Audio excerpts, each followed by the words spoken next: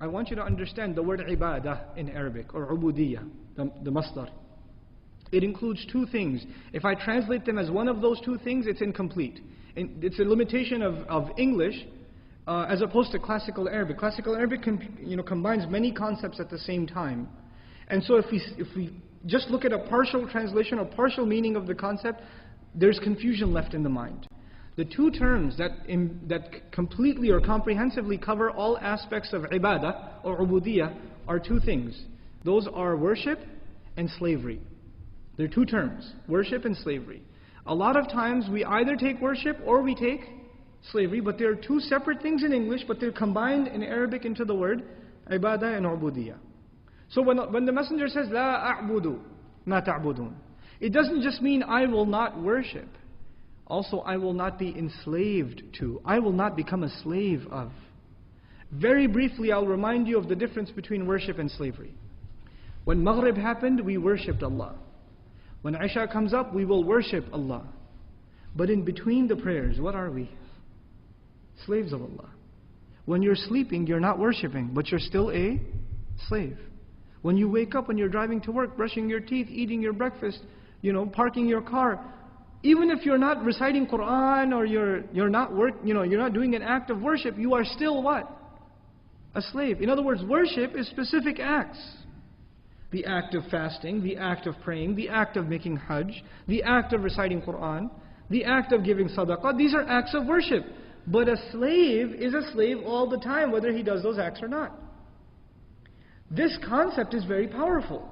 It means we are to live according to how Allah wants us to live, not just in Jum'ah during the khutbah and when the salah is going on. We are enslaved to Allah in between the prayers too. حافظوا على الصلوات والصلاة الوسطى. And Salat al-Wusta, some commentary says it's between the prayers. Be connected to Allah too.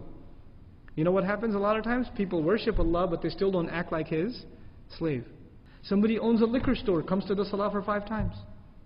He worships Allah, but he's clearly not acting like what? A slave. He's not obeying Allah. And sometimes, because we have these partial English definitions, you know what happens? We think to ourselves, hey, at least I worship Him. At least I worship Him, so my job is done. No, you worshipped Him, but you're still not a abd of Allah. Worship is one part, slavery is the other. Ibadah includes both. Now the Arabs, they had 2 problems.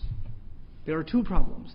They refused to worship Allah, but you know what the bigger problem is? They refuse to be Allah's slaves. There are 2 problems in this surah.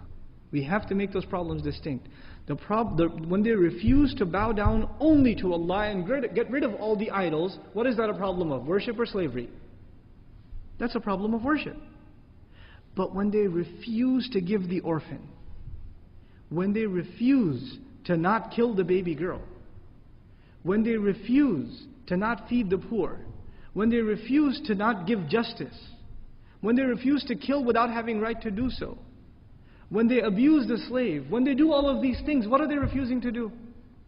They're refusing to act like Allah's slaves.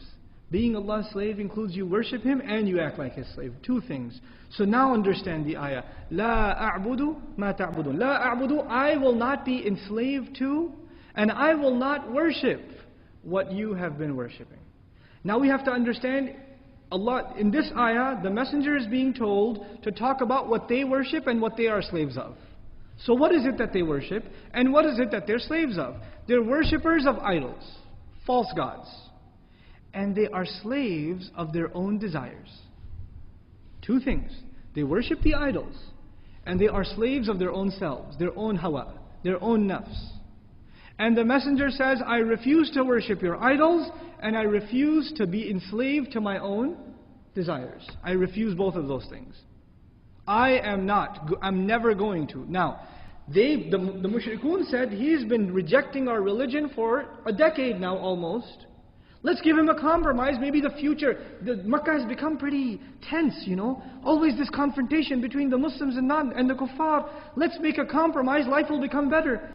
we're willing to accept your religion for a year, and you accept our religion the next year. And then we'll come back to yours this next year, and we'll all share, in other words, we all share Islam for a season, then we'll all share shirk for a season. And if we compromise, things will get better. There won't be any tension in Makkah anymore. So our future will be better. La a'budu, according to most grammarians, the la on the mudari' actually more than present illustrates the future. In other words, the messenger says, don't have your hopes up. I am not going to. It's never going to happen. I will never, if you're thinking the future is going to be softer on you, I will never worship, and I will refuse to be enslaved to whatever you worship and you are enslaved to.